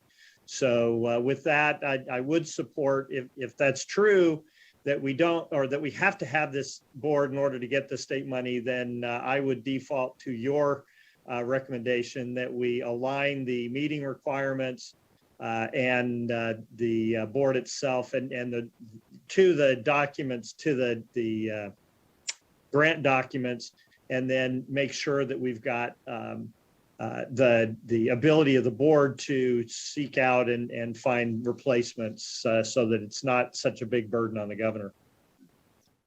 Thank you, Senator Pickard. Mr. Malgarajo, do we have someone here who can answer Senator Pickard's question regarding the frequency of meetings if Yes, it's required in order to be eligible for the grants? Yes, Madam Chair. We have Mike Strum, the administrator, is available on Zoom, as well as the director of the Department of Administration. Okay, Administrator Strum, I'm not sure if you need Senator Pickard to restate his question, but his question was just regarding, we know that this committee needs to exist in order for us to be eligible for some dollars, but is there any meeting frequency requirements that would dictate how often you have to meet? Madam Chair, Senator Pickard, and members of the committee, thank you for having me this morning. I appreciate it. My understanding with this committee is that we declare it in the grant request how often we expect to meet. So we set the terms of how many times we meet during the meeting. Oftentimes, in my experience with this board and other states, 3 to 4 times a year is what we need to be doing in order for this to be an effective board to maintain contact and just do its business. Madam Chair, may I detail a few of our efforts since I last appeared before this committee? Is there time for that? Yes, Mr. Strom, if you could be brief. Sure, absolutely. I am pleased to report that now that we have a state archivist on staff, we have not had this position filled in several years. She has already reached out and received 4 people who reached out, and 4 people have applied to fill the vacant seats. So those applications are already with the governor's office. So we have taken the lead on that, as we certainly agree with you that it's appropriate that we do that instead of putting that on the governor's office. And we plan to submit a grant request to the NHPRC in June. That's the next time that we can do it. And our idea would be to do a survey of archives and records institutions around the state to see what their needs are, to see what their conditions are, and to work on the board strategic planning so we can get up and going. Thank you, Mr. Strom. Okay, with that, I'm Chair, going to can I just follow up on the question though? Yes, Senator Pickard. Thank you. Just, Mr. Strom, I'm just curious to know if we have met the requirements. It sounds like we may not have, but under this grant, if we haven't met it, do we get another shot at realigning the expectations so that we can continue to get the money? Madam Chair and Senator Pickard, yes, we do. We do. The NHPRC really, they want this board to be active in all states, or as many states as possible. They are thrilled that we are reorganizing and that we have been in contact with them about revitalizing the board. So yes. Thank you so much. I'm going to go to Senator Lang next, and then we will go to Member Terry Rankin. Great, thank you, Chair. I'm really happy to get that last piece of information that now that we have archivists that we have found people that will fill those appointments. But I think, Madam Chair, I think at some point it would be really healthy for us to have a discussion about all of these boards and how we get the word out to the public that there are positions available. People ask me all the time, but unless you know about it, you don't know the questions to ask, you don't know where to go, you don't know how to get to it. And so, you know, maybe we create like a certain month that this is going to be public service announcements for the public to get on to know about boards and committees. I mean, I just think it's part of a larger discussion because it seems like every board we hear from has the same problem, which is how to get members on their committee. So I would suggest that in the future we have a broader discussion about how we can help facilitate getting people on boards and commissions. Thank you.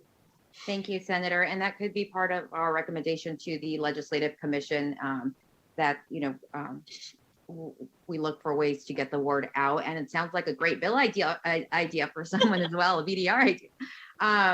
Okay, I am going to go to Member Rankin next. And then to Vice Chair. Okay, there we go. Hi, this is, for the record, this is Terry Rankin. I just wanted to say that this deals with local government records. And I wanted to emphasize to the committee that the destruction of records is one way that public records become unavailable to the public. And in local governments, they could be stored in garages, in storage sheds, unavailable to people. And so it's really important that this board carry out their duties related to those records so they're available. So I will tell you that I'm vice chair of the Nevada Judicial Historical Society, and our chair is Jeff Kintop, who used to be the state archivist. And we have discovered through our committee meetings, we're just a society, we're groups of judges and people interested in judicial history.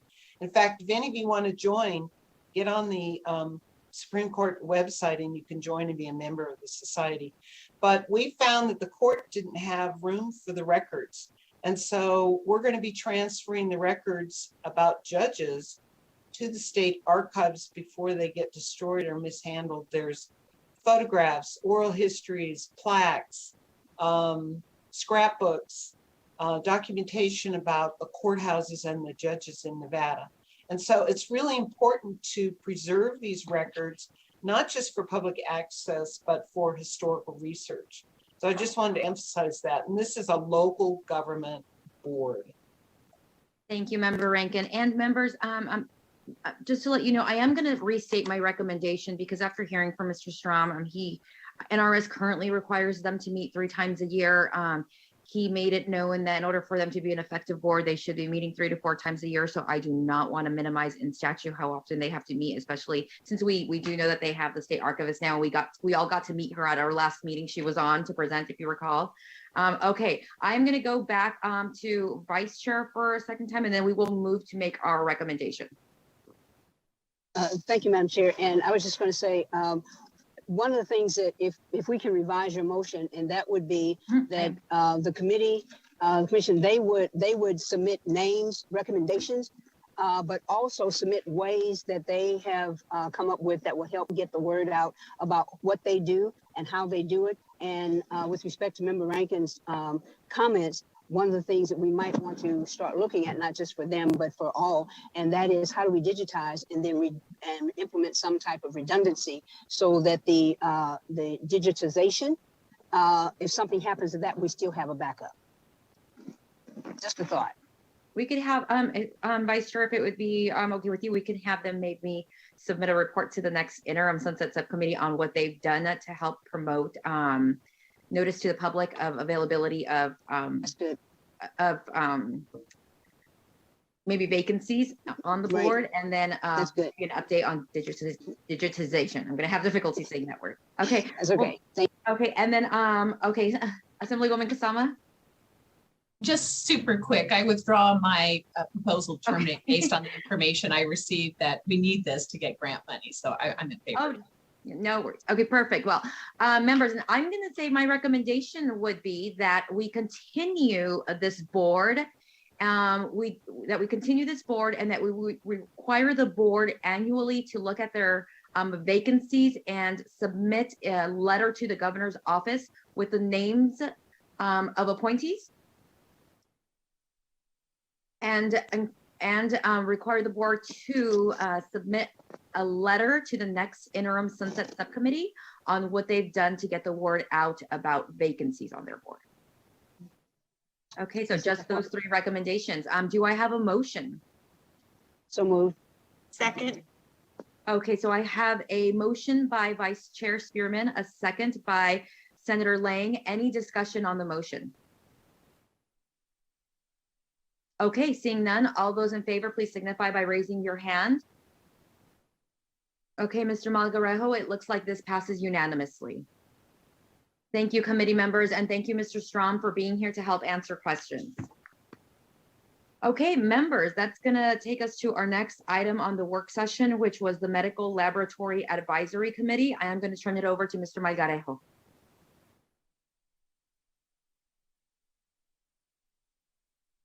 Thank you, Madam Chair. The next entity on the work session is the Medical Laboratory Advisory Committee, which was reviewed by the Sunset Subcommittee on February 16. In 1976, the legislature established the minimum standards for the licensing and operation of medical laboratories and created the Medical Laboratory Advisory Committee. The committee consists of 7 members appointed by the State Board of Health, as well as the state's chief medical officer as an ex officio member.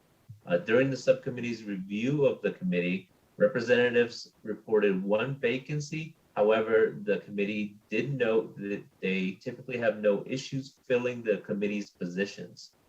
This was the first time the subcommittee has reviewed the committee, and during their February 16 meeting, the subcommittee questioned why the committee had not met since October 12, 2016.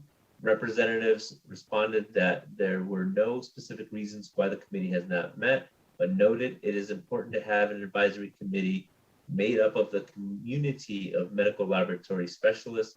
Representatives also noted that there are plans to meet this year to update regulations. In addition, representatives of the committee stated they would consider statutory revisions to require meeting at least once annually. This recommendation came out of discussions and questions from the Sunset Subcommittee members. However, in the form submitted by the Medical Laboratory Advisory Committee, they were not seeking any statutory changes or consolidation with another entity. Once again, the question before the subcommittee is, does the subcommittee wish to recommend continuation or termination of the board? If the subcommittee recommends termination, does the subcommittee have a recommendation for consolidation with another entity or a recommendation to have the board's duties transferred to another entity? If the subcommittee wishes to recommend continuing the board, does the subcommittee want to recommend any changes to the board? Madam Chair, those are all the information I have. Thank you, Mr. Malgarejo. Subcommittee, if you recall, and Mr. Malgarejo, we have someone here to help answer questions, correct? Madam Chair, yes, apologies for not noting that. There is a representative for each of the entities on the work session document on Zoom call. Thank you, Mr. Malgarejo. Okay, committee members, if you recall from our previous meeting, they did make the case as to why I think we should continue with the committee. I'm going to open it up to discussion, but my inclination is to make a recommendation for them to be continued with the requirement that we change NRS to require that they meet annually once a year, and with the requirement that they annually look at any vacancies and require them to submit an annual letter if there is a vacancy to the governor with a name of the recommended person to fill that vacancy. Again, putting the onus on the committee to make sure that they have a fully occupied committee. But I do want to open it up to questions or discussion.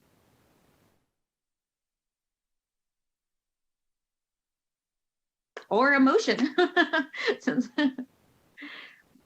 So move. I'll second it. Okay, I have a first by Vice Chair Spearman, a second by Senator Pickard. Committee members, do you have any discussion on the motion?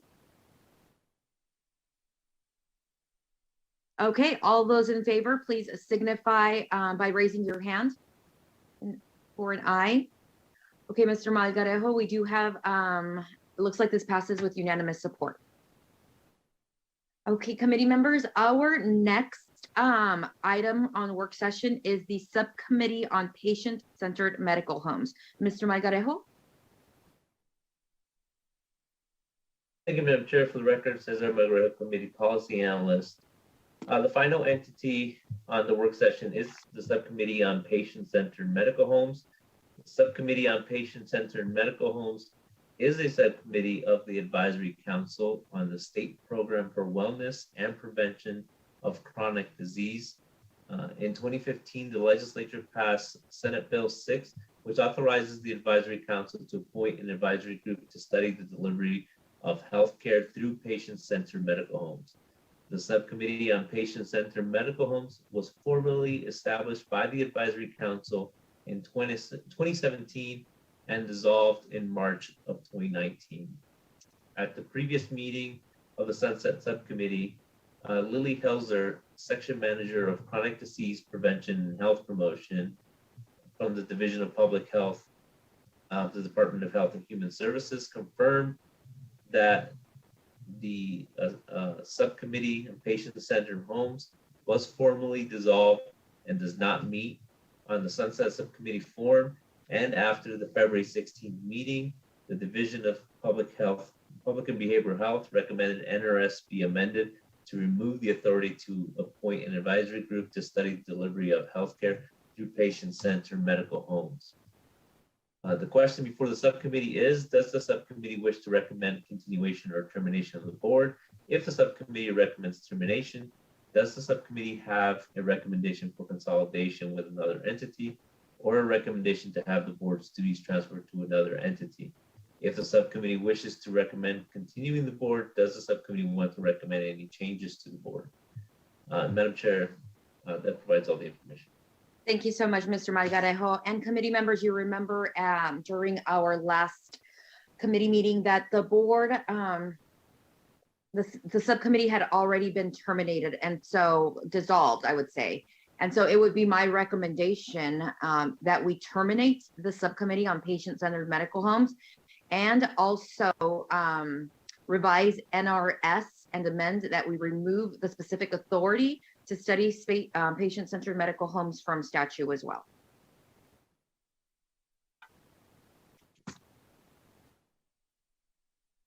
So committee, I would turn to you to any discussion. Again, my recommendation before you would be to terminate the Subcommittee on Patient-Centered Medical Homes and amend the statute to remove the specific authority to study patient-centered medical homes. There is another area that still allows them to continue to study them, but creating the subcommittee would not be necessary. Can I ask a question, Madam Chair? Yes, Senator Pickard. Just that it seems to me that the effort is probably worthwhile. It may be already being done by the host committee.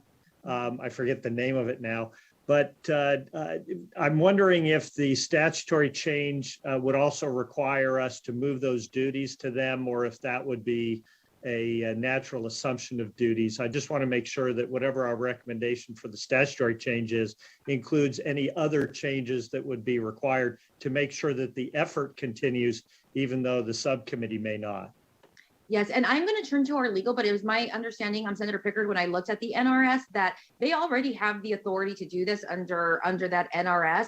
This subcommittee was just created that really dictated who the membership of the subcommittee was. So they can still study patient-centered medical homes, but they would not be required to form, and they still do, right? They would not be required to form a special subcommittee with designated members. They can still do it on their own. But I am going to turn to our legal counsel to confirm that the information is correct.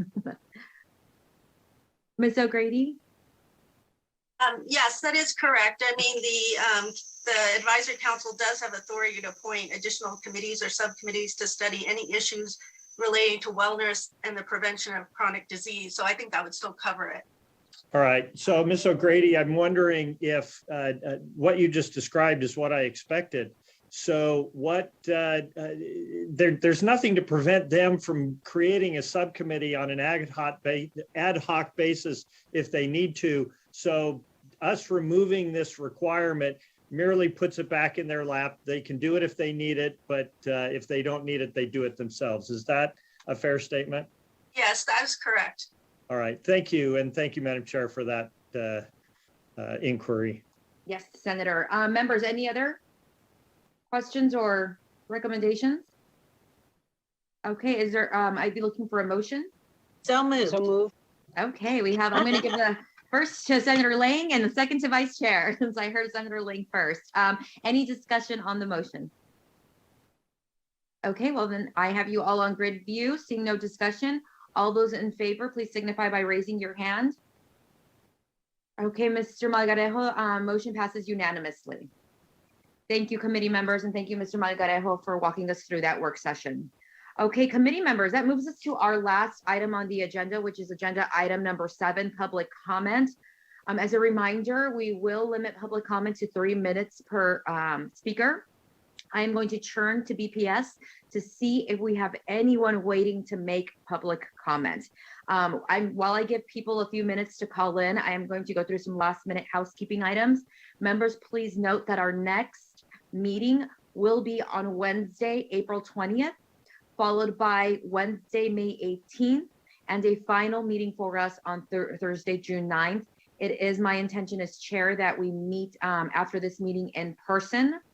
There will be accommodations made for those who still wish to attend virtually, but our future meetings will now be held in person at Grant Sawyer with video conferencing to Carson City and the accommodations for anyone who still chooses to attend virtually. With that, BPS, do we have anyone on the line wishing to give public comment? Chair, the line is open and working, but there are no callers at this time. Thank you so much, BPS. Members, any comments from you before we adjourn? I'm going to go into my grid view really quick to see if there's any hands. Any comments, members? Okay, well, I do want to thank you guys for being here and for everyone being present, for being here during the work session. I want to thank the subcommittee staff, and I want to thank BPS again for making this virtual meeting possible. With that, committee, we are adjourned. Thank you.